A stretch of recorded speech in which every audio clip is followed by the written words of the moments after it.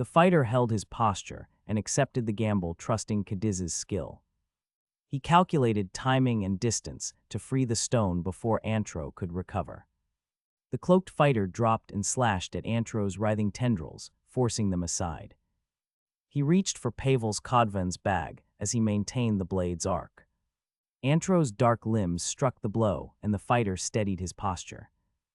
Above them, a young figure gathered blue light with an impassive face. Electricity coalesced into a vertical column and wrapped the youth in power. The fighter named the activation aloud, and the caption declared Pavel's ability. He timed the grab to free the stone before Antro could fully recover. Antro writhed as dark tendrils lashed across the battlefield and smoke rose. The cloaked fighter forced the limbs aside and reached for Pavel's Kodvan's bag. He seized the stone while Antro staggered and drove a crushing blow toward the earth. A youth gathered blue electricity into a vertical column above them, and lightning wrapped the figure. The caption named Pavel's ability aloud as the fighter timed the grab. Antro slammed the ground and knocked the fighter aside, yet the stone lay freed while tendrils rose again. Antro writhed as dark tendrils lashed the battlefield and smoke coiled upward. The cloaked fighter had forced the limbs aside and seized the stone from Pavel's Kodvan's bag while Antro staggered. Antro then slammed the ground and knocked the fighter aside, yet the stone lay freed as tendrils rose again. A vast wolf-like face had filled the sky and expelled a piercing scream that warped the air. Cadiz found the scream kept him from closing, so he steadied beneath a spinning sigil, tightened his grip on the sword, and realized he now had more than just Cadiz's. The cloaked fighter moved with controlled speed beneath a spinning sigil and bright tendrils. He tightened his grip and executed a clean swordsmanship flourish that cut through the air. The strike landed on Antro, who had sprawled on the ground, and the wolf-like head twitched as red marks bloomed. The wound did not silence the roar that warped the air, but it staggered the creature. The hooded speaker watched from the periphery and stepped forward afterward. He studied the ruined form and remarked that the sight was a truly creepy scene. After the cloaked fighter's blade staggered Antro, the unknown figure stepped closer and studied the creature's ruined face. A caption explained the single method to defeat Antro was destroying the core embedded on its face. Novice adventurers who met Antro for the first time fell into despair and accepted death. The unknown figure conceded that had been his experience when he first encountered Antro as well. He revealed that despite the terror, he had already discovered Antro's weakness. The panels closed on the creature's cracked face and the unknown figure's steady gaze. After the cloaked fighter's blade had staggered Antro, the unknown figure approached and examined the creature's damaged face. The small golden attacker drove repeated strikes at the exposed core, sparks and slashes tearing the creature's fur. Antro twisted and lashed, its massive body collapsing then surging with a familiar assault sequence. The fighter kept to the face and struck again, forcing the creature back. A caption revealed recognition of the attack pattern, matching a previous Black Ring version. The panels ended on Antro's cracked visage, and its glowing red eyes locked on the attacker. After the previous tussle, the unknown figure decided to end Antro's cries quickly. He sealed his jaw under a helm and thought he must stab before the beast screamed.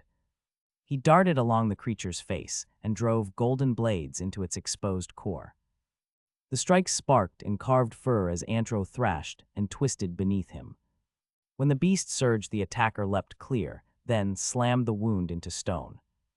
Light and dust erupted on impact, while Antro's red eyes locked on the assailant. After the initial strike, the unknown figure forced Antro silent beneath his helm. He drove golden blades into the beast's exposed core and carved fur as Antro thrashed. The attacker leapt clear and slammed the wound into stone, sending light and dust outward. Antro's red eyes tracked him across the dust and burned with furious intent. The figure produced a satchel of red fragments and flung them toward the wound. He vaulted and swung, the blade kissing the wolf's face as sparks flew. The creature reeled, and the panels closed on its burning red eyes. After the wound bled light, the unknown figure descended and hung above the beast, his cloak stirring. Antro snarled, baring teeth rimmed with blood and glowing red. The figure dropped a hand and spat a single line. It was over, before a crimson core erupted into roaring flame. Flames raced from the wound, shredding dust and stone, propelling shards and embers across the hollow.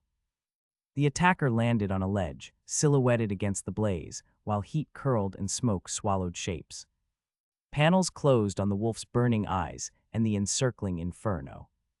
After the wound had burned out, smoke curled across the hollow, and embers drifted down. The protagonist surveyed the ruined ledges and recognized movements that matched Cadiz's swordsmanship and Pavel's Kodvan's throwing ability. He tested his suspicion by touching a blood-dark dagger and wondered if he could absorb those techniques. A cloaked figure remained on the high ledge watching while heat and ash obscured shapes, and smoke stung his eyes. He resolved to look further into the phenomenon despite the dangerous company gathered below. Ash drifted across the hollow as the protagonist moved among ruined ledges. He remembered Cadiz's swordwork and Pavel's Kodvan's throwing technique in brief motion. He had touched a blood-dark dagger and wondered if he could absorb those techniques. A cloaked figure watched from the high ledge while smoke stung his eyes. The world felt like it expected a hero, but he refused that role. He rejected the thought aloud, but then chose a course of action. He resolved to go to Malik Castle because someone he sought would be there. He turned away from the hollow and prepared to leave without hesitation. He weighed his path to Malik Castle and acknowledged Hommel stood as the mid-boss between him and the keep. He admitted that Pavel's Kodvan's death had removed the simplest solution for facing Hommel. He resolved to acquire some other tool that would tip the balance. A cloaked figure watched from the hollow and considered options without naming himself. The route led him toward Calyx village, where rooftops clustered beneath distant hills. A small cat stretched on a lane as morning light softened the streets, marking the quiet start of his search. Unknown figure moved through Calyx village under laundry lines and into a narrow archway. He entered a quiet courtyard where a guarded counter and a solitary attendant waited. He murmured a phrase as remembrance flickered, and the attendant studied his hood. The figure named the words knell of wisdom without explanation and watched the man's face. The attendant exhaled smoke and said nothing, but measured the visitor with a steady look. Outside, he settled on the cold steps and mapped options for obtaining the needed tool. He resolved the item could be taken from this place if he played his part. Unknown figure paused beneath the stone arch and looked down over the steps. He descended into the Owl Nest broker office, where a low market spread beneath vaulted ceilings. Stalls lay in fog and vendors moved between tables. His boots sounded on flagstones as he crossed the hall. He noted the broker office sign and a locked door along the gallery. Near a counter, a purple-eyed woman glanced up and met his gaze. She registered him with a small motion but said nothing. Unknown figure paused beneath the stone arch and descended into the broker office. The hall held a low market under vaulted ceilings and drifting fog. A purple-eyed woman met his gaze near a counter and offered to help. He refused, saying he did not need it and that he was used to it. She registered confusion and mentally asked who he was. A caption explained Banta Black King had a high difficulty and that newbies came to lower it. He said he used to do that too, and then walked past barred cells. The figure stopped beneath the arch and entered the broker office with purpose. The hall held a low market beneath vaulted ceilings shrouded in drifting fog. A purple-eyed woman met his gaze and offered to help him quietly. He refused and said he no longer needed their help. A caption explained Banta Black King's difficulty and that newcomers lowered its challenge. He added that he had done that before and walked past barred cells. At a cell he paused, pointed, and declared he chose a captive as his unique tool. The pale girl knelt inside the cell, looking up with red eyes and clasped hands. The sequence ended on the fortress emblem, set against a pale sunset sky. The hooded man reached Calyx village's north entrance beneath a pale sunset. He stood briefly and watched birds cross the sky as guards kept their posts. He exhaled and recalled buying a slave yesterday. The girl stood beside him, small and pale, wearing a collar and looking uneasy. He noted her discomfort and dismissed it, saying she would serve as a temporary tool. Guards and a nearby villager observed without intervening. The man kept his face hidden and moved on, his purpose steady as the gate closed behind them. He lingered beneath the pale sky while the girl kept close at his side. He answered quietly, saying nothing more, nothing less, and watched the gate below.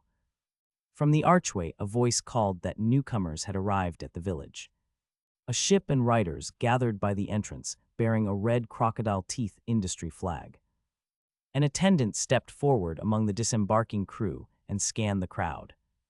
Guards and villagers tensed, but took no action as the two observers remained calm. He concealed his face and kept his purpose steady as the newcomers moved inward. He watched as Gerbier entered the gate, a large swordsman who called his name aloud. The sun cut the sword's edge as the vermilion greatsword gleamed, much larger than a normal blade. Nearby, the hooded protagonist sat with a small girl and remarked that Gerbier had grown. The narrator said he had gathered enough information by closely observing Gerbier. A heavy wagon rolled slowly through the street while villagers pointed and whispered. The narration noted that the visiting heroes were quietly gaining strength each day. The speaker wondered about their records and kept his purpose as he continued to watch from the cliff. He had watched Gerbier pass through the gate and marked the greatsword's glare. From the cliff, he shifted his attention to a hooded figure who spoke with a small girl named Lemelin. The speaker told them to speed up and ordered the girl to follow closely. Lemelin stammered assent and readied herself. He said he expected little from her and that her single task was to draw the monster's attention if a problem arose. They moved along the rocky path at sunset while he kept his purpose and watched the road ahead. The protagonist had counted the birds on the rocks as dusk spread.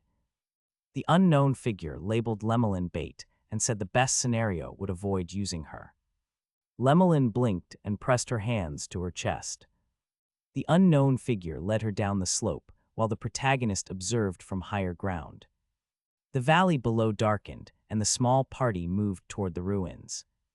The unknown figure's voice had been calm when he said, "Come this way." The moment held tension as Lemelin followed with fear plain on her face. The protagonist had stayed on higher ground while the unknown figure led Lemelin down toward the ruins. Lemelin's steps scraped the rocky soil and fear showed in each motion. She stopped and raised a hand to her face, murmuring a broken word. One eye flashed bright red as she blinked in surprise. The unknown figure then revealed a small pink fruit and named cardabloom as its origin. He said it could temporarily remove scents. The exchange remained tense beneath the growing dusk over the valley. Lemelin nodded and accepted the small pink fruit to mask their scent for a short time. The unknown figure warned it only worked briefly and advised they avoid problems.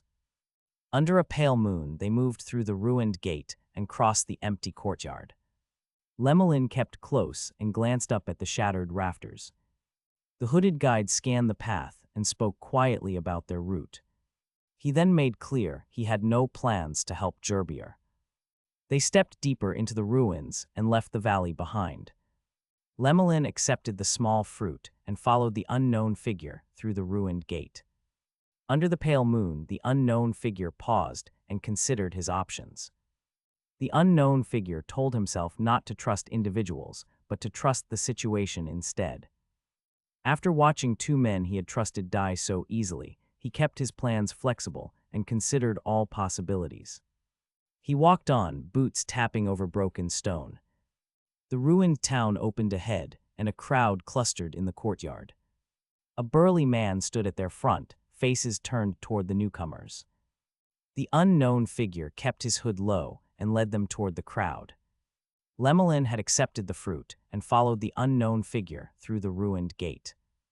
Under a cold moon, the figure kept his hood low and guided the newcomers toward the courtyard, where a burly man and a clustered crowd waited. A soldier seized a long pole and struck. Metal rang as a heavy cylinder crashed to the paving stones and rolled. Gravel scattered. Skull-faced soldiers emerged among the crowd, drew spears, and raised them in a chant. The hooded figure halted as a cold blue light gathered around his boots and spread. The group froze beneath the moon. Lemelin had followed the hooded guide into the courtyard, where a clustered crowd waited. The figure revealed Hamel, a martyr above a field of skulls and blue light. The hooded man sat on the paving stones and muttered about servers and players. He dismissed whether the fallen had been nerfed or had grown merely careless. He chuckled softly and resolved that he would handle the task himself tonight. He rose, hefted a heavy hammer, and ordered Lemelin to move at once. She stood and followed as the cold moon watched. The guide had risen and sent Lemelin forward beneath the cold moon. He asked if she remembered what he had taught her the last time. Lemelin stammered and seemed unsure as the man's tone turned abruptly harsh. A gauntleted hand extended the payment, and his words left no choice. He warned her to run as fast as she could if she wanted to live. The coin was simple in form, but its promise altered her calculations. She took the payment and prepared to follow orders. The guide rose and sent Lemelin forward beneath the cold moon. He tested her recall of his lesson and then shifted to a harsh tone. He slid a plain coin across and made clear she must run if she wanted to live. Later he produced a short stick and explained it would smell of burn when lit, drawing nearby enemies. He lit it and pressed it into her hand, instructing her to flee to the place he had named. Lemelin clutched the torch, but worried aloud about the contract binding her. The unknown figure rose beneath the cold moon and sent Lemelin forward with a torch. He tested her recall and shifted to a harsher tone before speaking plainly. He slid a plain coin across the stone and said he had canceled her slave contract. Lemelin stared at him in shock and still doubted the claim. He told her she could verify the contract later and pressed the lit stick into her hand. He named the place she must reach and then ordered her to run. Lemelin nodded, clutched the torch, and fled. Lemelin climbed the stone wall and reached the battlement. She struck twin flames and lifted them high. She shouted to draw attention and pointed the fire outward. Figures below turned and watched the light creep toward them. The skeleton-like guards clustered and peered up the wall. The unknown figure remained in the shadowed arch and watched her performance. The scene held tension as flame and sight met the dark below, and the watchers considered their next move. Lemelin had climbed the stone wall and lifted twin flames to draw attention. The watchers below turned as embers drifted upward, and a hooded unknown figure stepped into the light. It raised bony hands, and the air filled with rattling bones as a legion of skeletons animated and poured forward. Lemelin froze, then ran down the battlement steps with wide eyes. The undead closed the distance, while torchlit guards and onlookers braced in the corridor. Flame, skeleton, and flight met beneath the arch as the gathered crowd prepared to oppose the advance. A gloved hand clenched as an onlooker pointed out Lemelin's immunity to the undead. The hooded figure flung a dark shard toward the corridor, and it struck the stone with a sharp ring. Blue energy spun outward and coalesced into a small red gem above the floor.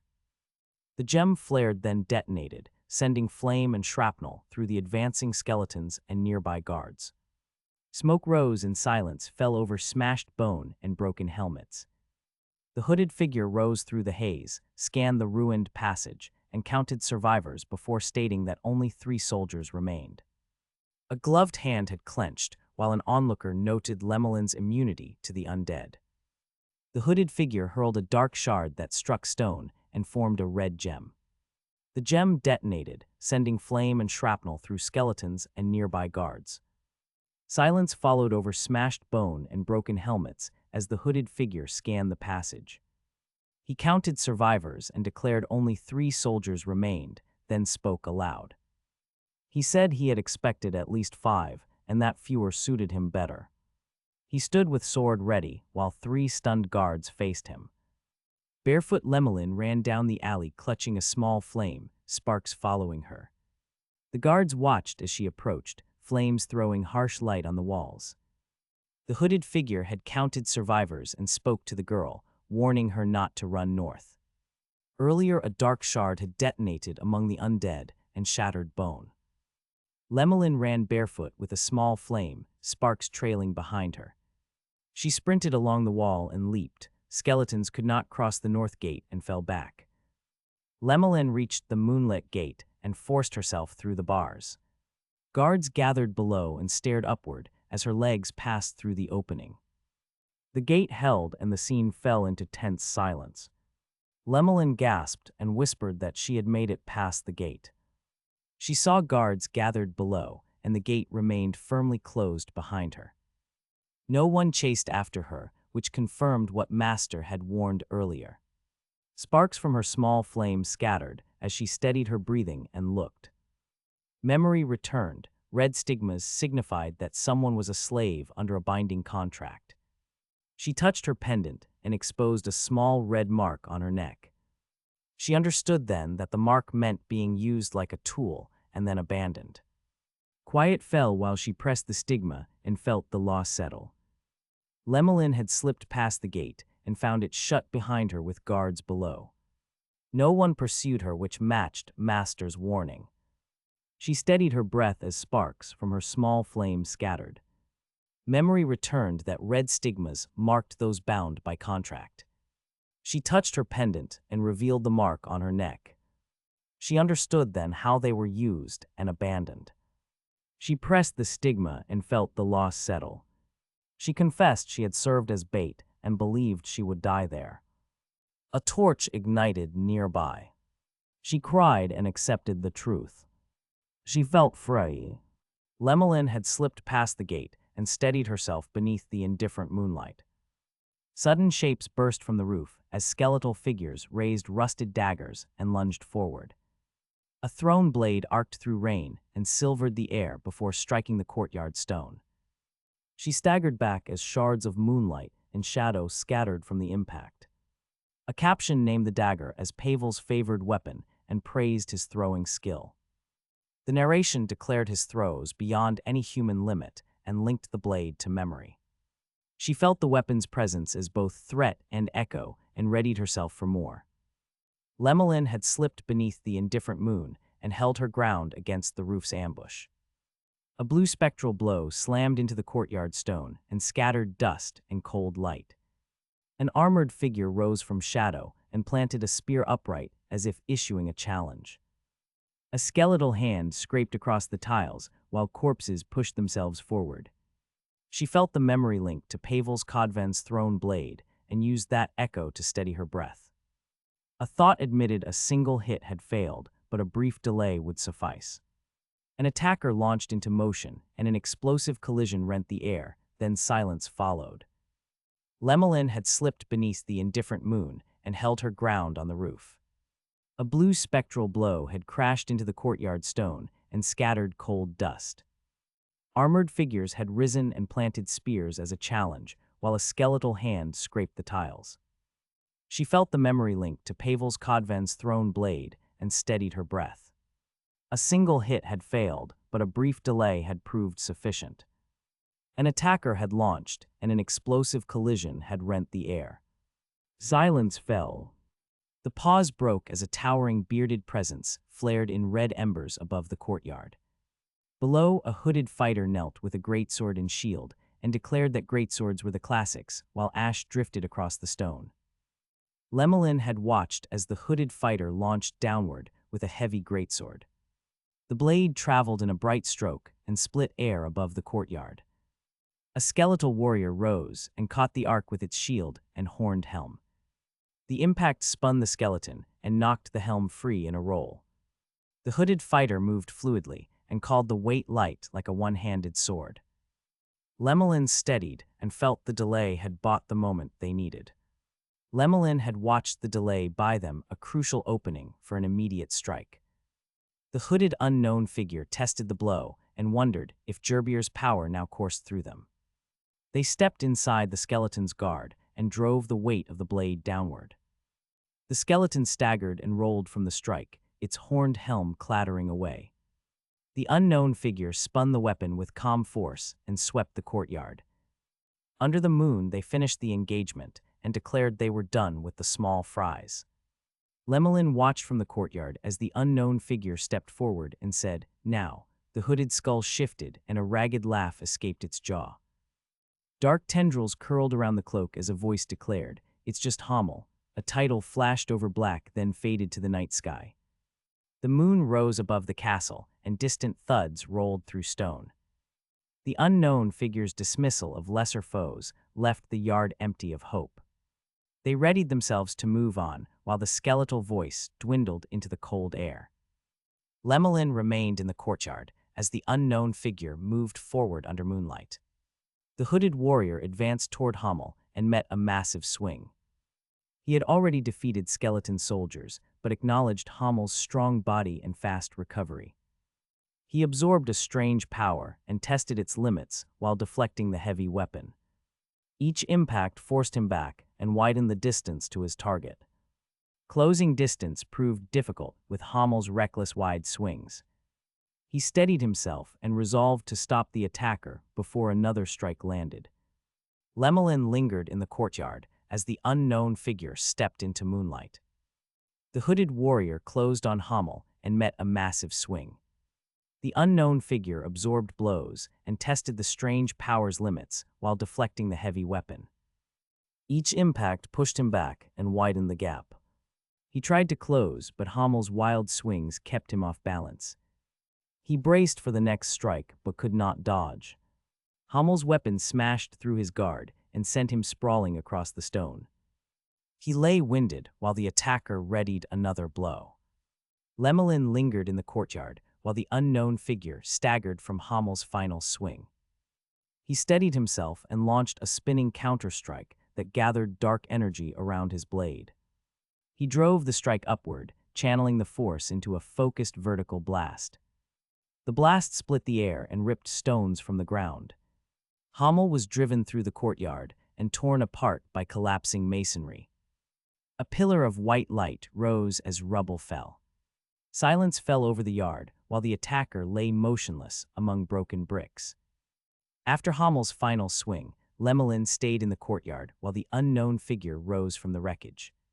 He steadied and struck back, gathering dark energy into a focused vertical blast that split stone and drove Hamel through masonry. Rubble collapsed and a pillar of white light climbed as silence fell. The attacker lay motionless amid broken bricks. Nearby, the protagonist lay bleeding against a shattered wall. He braced a hand on stone and gripped a fallen pommel. Blood filled his mouth as he forced air.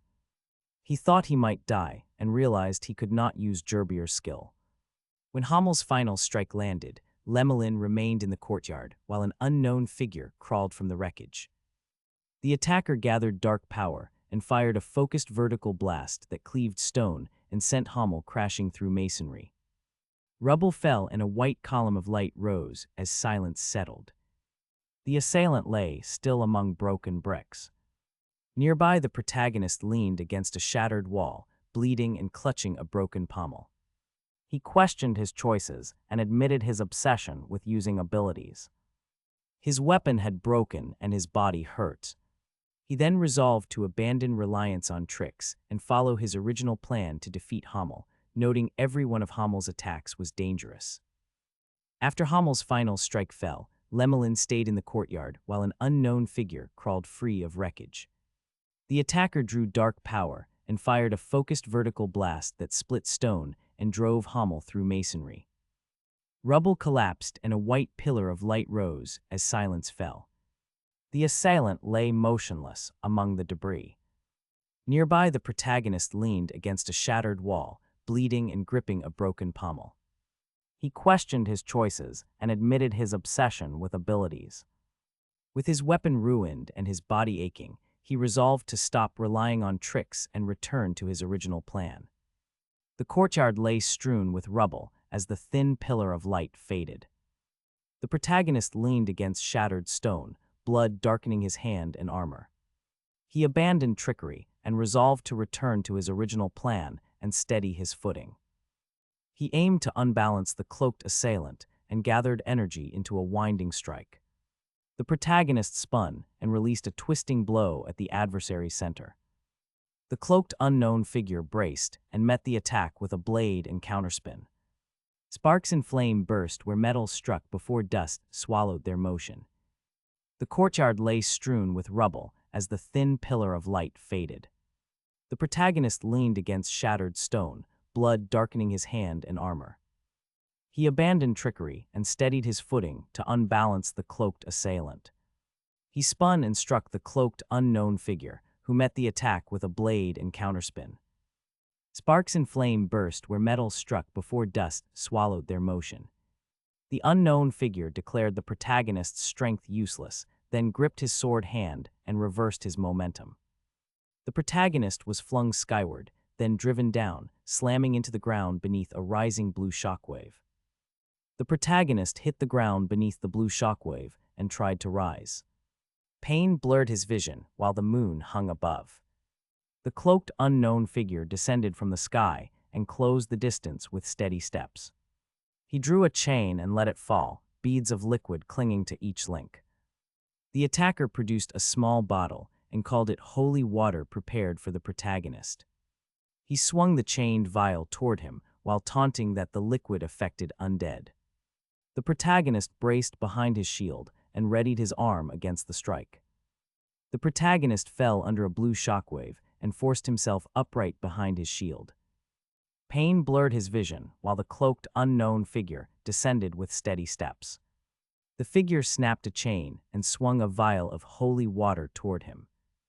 The protagonist braced as beads of liquid clung to each link. Chains coiled and revealed a grinning skull whose core glowed within its head. The protagonist understood the weak point and vowed to strike it. He launched through the swing, drove his blade down, and targeted the skull's head. The chained vial trailed in the wake of his attack. The protagonist's blade struck the skull's head and shattered bone around a glowing blue core. The core flared and pulsed with cold light, forcing the skull's jaw wide. Light lashed along the chains and seeped into fractured bone. The skull's broken plates knitted back together as energy repaired the cracks. The chain vial hung inert beneath the glow and dripped faint holy liquid. He watched the rapid regeneration and understood why it healed so fast. He thought it was close to the core, and that explained the speed. He had expected this and braced to target the exposed heart. The protagonist uncapped a small vial and said he had brought enough holy water. He poured the liquid over the skull's exposed blue core. The core flared with cold light and lashed along the chains. Bone fragments knit back as the energy sealed cracks and the jaw snapped open. The chain vial hung beneath the glow and slowly wept a faint holy fluid. He watched the rapid regeneration and realized the core's proximity explained the healing speed. He steadied his grip and prepared to strike the exposed heart. He uncapped the vial and poured the holy liquid onto the skull's exposed blue core. The core flared with cold light and the chains thrashed along its length. Bone fragments knitted along the sockets and the jaw snapped fully open. The chain vial hung beneath the glow and slowly wept faint holy fluid.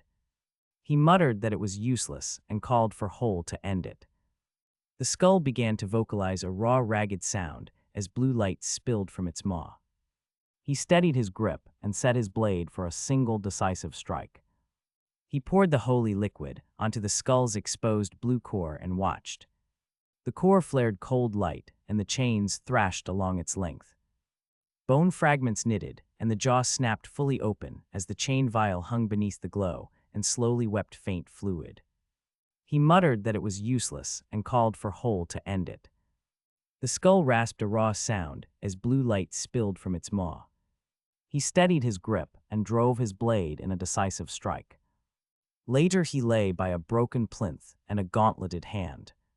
He recalled fighting this hard before and wondered why it kept happening. 3 faces drifted into his thoughts as he admitted he wanted a comfortable life. He had poured the holy liquid onto the skull's exposed blue core and watched the chains thrash along its length. Bone fragments knit, and the jaw snapped fully open as the chained vial trembled and wept faint fluid. He muttered that the effort felt useless and called for Hole to finish it. The skull rasped and spilled cold blue light. He steadied himself and drove his blade in. Later he lay beside a broken plinth and a gauntleted hand and replayed how hard the fight had been. Three faces drifted into his thoughts, and he admitted he wanted a quieter life. Now he sat on cold steps, arms folded, and said he no longer knew what to think. Lemelin then appeared and surprised him. He had forced the skull's blue core to dim. He lay beside a broken plinth and a gauntleted hand. Three faces drifted through his thoughts, and he admitted he wanted a quieter life. He sat on cold steps with folded arms and said he no longer knew what to think. As the sun reddened the ruined skyline, he cursed and noted this always happened after every fight. He tightened his arm guard, looked toward the distant ruins, and narrowed his eyes as if finishing a sentence. The protagonist had dimmed the skull's blue core and lay beside a broken plinth and a gauntleted hand. Three faces drifted through his thoughts, and he admitted he wanted a quieter life. He sat on cold steps with folded arms as the sun reddened the ruined skyline. He tightened his arm guard, narrowed his eyes, and finished his private sentence. He then told Lemelin to take off her helmet. She hesitated, lifted it, and stood silent. He exhaled and wondered how everything came to this. Night fell and the moon rose above the ruins as Lemelin watched. Night had fallen and the moon rode over the ruined skyline as silence settled. An unknown figure returned despite the protagonist's dismissal and landed on the roof. Lemelin confronted him and demanded why he had come back tonight again. He answered that his contract had ended and he could not stay away. The hood fell back and a red eye betrayed fresh wounds beneath ragged armor. Lemelin saw the damage, said he needed to heal, and moved to tend him. The protagonist shed his cape and prepared to expose his injuries by moonlight. Words about contracts hung unspoken as they arranged shelter and urgent care. The protagonist thanked Lemelin and told her she could leave after he recovered. Lemelin stood silent and fidgeted, unsure whether to accept more gold for the treatment. The protagonist misread the silence as need and offered a coin. Lemelin politely declined and asked whether he needed anything else. She kept shaking her head and remained withdrawn. The protagonist watched her and searched her face for a reason. Night framed the small exchange as the two settled back into uneasy quiet and fragile care.